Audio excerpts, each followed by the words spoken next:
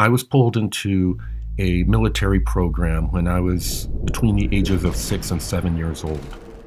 I was identified as an intuitive empath who had the ability to feel the feelings and emotions of others and to also have intuition about what is about to occur.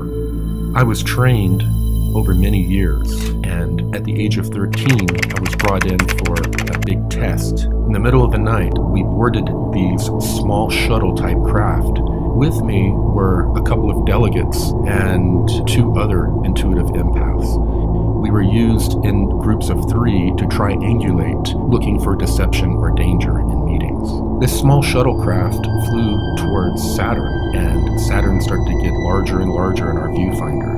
Saturn looking about the size of a $50, there was a dark region. It was a temporal distortion where there was no space and time. Immediately, everything was black, except for in front of us, a long, skinny structure. And as we got closer, we began to see a large, rounded area of a space station. As our shuttle got closer and closer, it became apparent how enormous it was. We docked and began to walk through these long, tall, skinny corridors.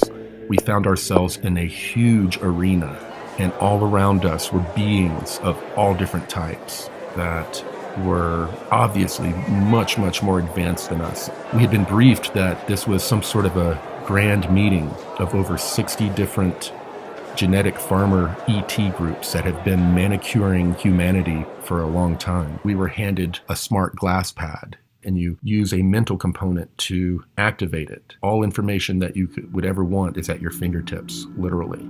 We began to see more and more information on these smart glass pads about 22 genetic programs that have been going on Earth to develop humanity and to help us get to a point to ascend to our higher consciousness level.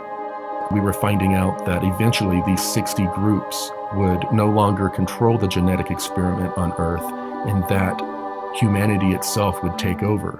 And that was part of the reason why humanity had a delegation there at this meeting. It was a very new thing.